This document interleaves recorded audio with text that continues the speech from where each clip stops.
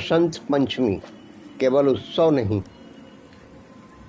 बल्कि भक्ति, शक्ति और बलिदान का प्रतीक भी है, जिनको शायद हमने इन दिनों छतों पर बजने वाले डीजे की कानफोड़ आवाज़ में भुला चुके हैं। इसी दिन माता सबरी ने अपने भगवान श्री राम के अमृत तुल्य जूठे बैरों का स्वादन किया। ऋतुराज बसंत नाम लेते ही रोम रोम पुलकित हो उठता है। मन को शीतल करती मंद मंद हवा, गर्म रजाई सी धूप, पेड़ों पर दिखाई देती नई नई कोपलें, कभी फूलों पर बैठती तो कभी आसमान में दौड़ लगाती तितलियाँ, भंवरों का गुंजन और भी न जाने कैसे कैसे दृश्य जो कामदेव की मादकता को भी नई ऊंचाई देते जान पड़ते हैं। मानो प्रकृति सब कुछ लुटा देने को व्याकुल हो उठती है। लेकिन बसंत में विस्मृति नहीं होनी चाहिए उन अंधेरों की जो सब कुछ उड़ा देने को व्याकुल थी, उस चिलचिलाती धूप की जिसने चराचर जगत को झुलसने को मजबूर किया, उन घमंडी बिजलियों की जिसने समय समय पर वज्रघात कर इसी धरती के सीने को छलनी किया, कफन की बर्फीली चादर की जिसने कभी सिराओं के रक्त को भी जमा दिया था। आज राष्ट्र जीवन में हम बसंत का अनुभव कर रहे हैं तो उन आत्माओं का स्मरण करना भी बनता है जिन्होंने इतिहास की 60 रीतियों को आघात को सहा। बसंत पंचमी केवल उत्सव का ही नहीं बल्कि भक्ति, शक्ति और बलिदान का प्रतीक भी है, जिनको शायद हमने इन दिनों छतों पर बजने वाले डीजे की कानफोड़ आवाज़ में भुला सा दिए हैं। इसी दिन माता सबरी ने अपनी भगवान श्री राम के अमृत तुल्य जूठे बैरों का रसास्वादन कराया तो पृथ्वीराज चौहान व वीर हकीकत राय ने अपने जीवन का बलिदान देकर आज के राष्ट्रीय जीवन में बसंत की नींव रखी। सदगुरु राम सिंह जी का जन्म भी इसी दिन हुआ, जिन्होंने गौ रक्षा के लिए बलिदान की परंपरा को नई ऊंचाई दी। बसंत पंचमी हमें त्रेता युग से जोड़ती है। रावण द्वारा सीता के हरण के बाद श्री राम उसकी खोज में दक्षिण की ओर बढ़े। इसमें जिन स्थानों पर वे गए उनमें दंडकारण्य भी था।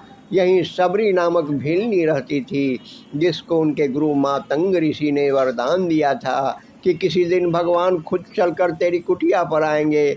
जब श्री राम उसकी कुटिया में पधारे तो वह शुद्ध बुद्ध खो बैठी और चक चक कर मीठे बेर श्री राम जी को खिलाने लगी। दंडकारण्य का वह क्षेत्र इन दिनों गुजरात और मध्य प्रदेश में फैला है। गुजरात के डांग जिले में वह स्थान है जहाँ सबरी माँ का आश्रम था। बसंत पंचमी के दिन ही श्री रामचंद्र जी वहाँ आए थे। उस क्षेत्र के वनवासी आज भी एक शिला को पूजते हैं जिसके बारे में उनकी श्रद्धा है कि श्री राम आकर यहीं बैठे थे। वहाँ सबरी माता का मंदिर भी है। बसंत पंचमी का दिन हमें पृथ्वीराज चौहान की भी याद दिलाता है।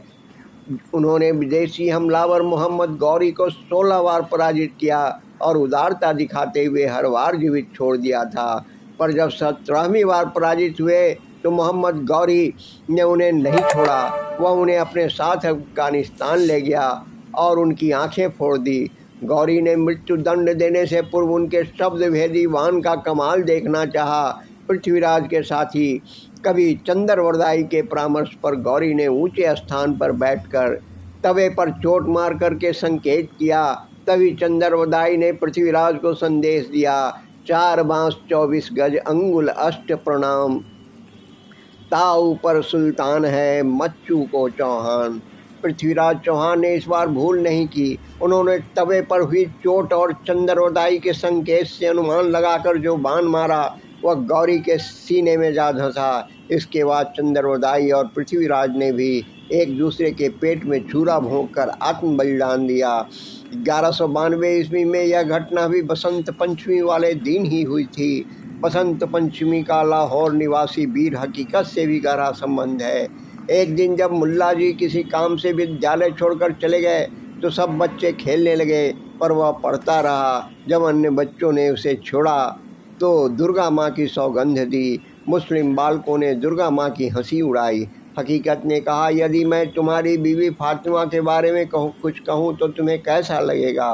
बस फिर क्या था, मुल्ला जी के आते ही उन शरारती छात्रों ने शिकायत कर दी, इसने बीवी फातिमा को गाली दी है। फिर तो बात बढ़ते हुए काजी तक जा पहुँची। मुस्लिम शासन में वही निर्णय हुआ जिसकी अपेक्षा थी।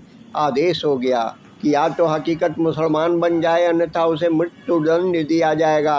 हकीकत ने यह स्वीकार नहीं किया, परिणाम तो उसे तलवार के घाट उतारने का फरमान जारी हुआ। कहते हैं उस भोले मुख को देखकर जल्लाद के हाथों से तलवार गिर गई। हकीकत ने तलवार उसके हाथ में दी और कहा कि जब मैं बच्चा होकर अपने धर्म का पालन कर रहा हूँ, तुम बड़े होकर अपने धर्म से क्यों विमुख हो रहे हो। इस पर जल्लाद ने दिल मजबूत कर तलवार चला दी, पर उस वीर का शीश धरती पर नहीं गिरा, वह आकाश मार्ग से सीधा स्वर्ग चला गया। यह घटना बसंत पंचमी 23 फरवरी 1734 को हुई थी। पाकिस्तान यद्यपि मुस्लिम देश है, पर हकीकत के आकाशगामी शीश की याद में वहाँ बसंत पंचमी पर पतंगें उड़ाई जाती है। हकीकत लाहौर का निवासी था, अतः पतंगबाजी का सर्वाधिक जोर लाहौर में रहता है। बसंत पंचमी में हमें गुरु राम सिंह कुका की भी याद दिलाती है। उनका जन्म 1816 ईस्वी में बसंत पंचमी पर लुधियाना के भैनी ग्राम में हुआ था। कुछ समय वे रंजीत सिंह की सेना में रहे, फिर घर आकर खेतीबाड़ी में लग गए, पर आध्यात्मिक प्रवृत्ति होने के कारण उनके प्रवचन सुनने लोग आने लगे। धीरे धीरे इनके शिष्यों का एक अलग पंथ ही बन गया, जो कुका पंथ कहलाया।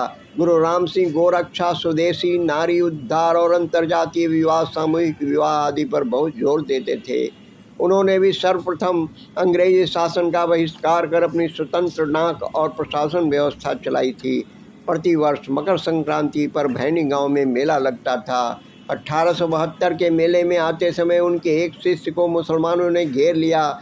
उन्होंने उसे पीटा और गोवध कर उसके मुंह में गोमांस ठूस दिया। यह सुनकर गुरु राम सिंह के शिष्य भड़क गए।